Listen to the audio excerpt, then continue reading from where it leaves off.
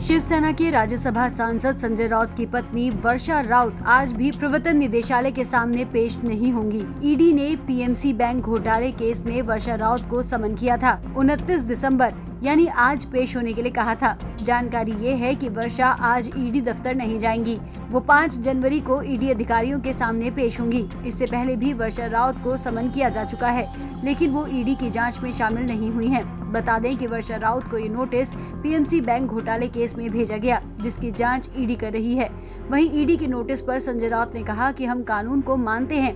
ED देश की एक जांच संस्था है, लेकिन नोटिस अब तक मैंने देखा नहीं है, देखने की जरूरत भी नहीं है। देखिए, कम्युनिकेशन तो करना ही चाहिए, चाहे कितने भी मतभेद हो। ईडी जो है इस देश की एक संस्था है, एनफोर्समेंट डायरेक्टरेट। अगर कोई सरकार का कागज आता है तो उसको नजरअंदाज नहीं किया जा सकता। मैं खुद लॉ मेकर हूँ, कानून को हम मानते हैं और हम ये भी मानते हैं कि इस देश में कानून सबसे बड़ा है।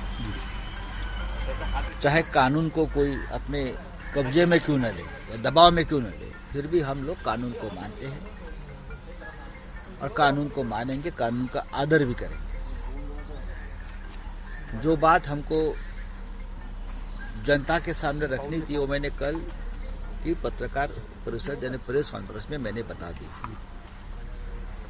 और भी बहुत बातें मेरे पास है, वो भी मैं धीरे धीरे बता दूंगा। जो सामने मेरे खड़े हो श्रीमती वर्षा राउत जी के नोटिस के बारे में, नोटिस अब तक मैंने देखी नहीं है। नोटिस मेरे नाम पर नहीं है, मैंने देखी नहीं, मुझे देखने की जरूरत भी नहीं है, क्योंकि मुझे मालूम है ये सब राजनीति कैसी चलती है। तो चलने दो, लेकिन हम उसका जवाब देंगे। राउत ने कहा कि हम इसका जवाब देंगे, थोड़ा टाइम मांगा गया है, 4 से 5 दिन का वक्त मांगा है। संजय राउत ने ये भी कहा कि हमारे पास 120 लोगों की लिस्ट है, उसको देने के बाद ईडी को काम मिल जाएगा। थोड़ा टाइम, अभी इतनी बड़ी केस है, पूरा देश हिल गया है और कुछ नहीं देश में हमारे आजकल कुछ नहीं है ना। मेरे पास जो 120 लोगों की लिस्ट मैंने बनाई है, वो देने के बाद शायद ईडी को बड़ा काम मिल जाएगा, सरकार को बड़ा काम मिल जाएगा। लेकिन अब तो ये एक ही केस देश में चल रहा है जो 50 लाख का है सिर्फ। तो ठीक है, कोई बात नहीं, हम भी तैयार हैं और हम भी जो सरकारी कागज मेरे पास आया है हमारे घर पे, उसका मैं आदर करता हूँ। डेफिनेटली हमने वक्त मांगा है। सर, कब तक का वक्त मांगा है?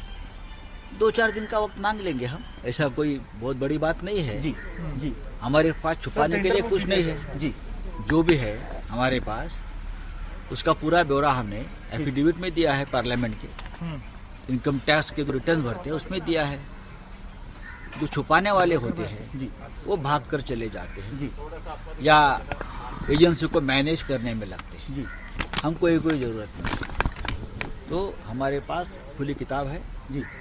हम मिडिल क्लास फैमिली के लोग हैं जी, और मिडिल क्लास फैमिली के लोग होते हैं वो बहुत ही सीधे तरीके से अपनी बात सरकारी एजेंसी में रखते हैं।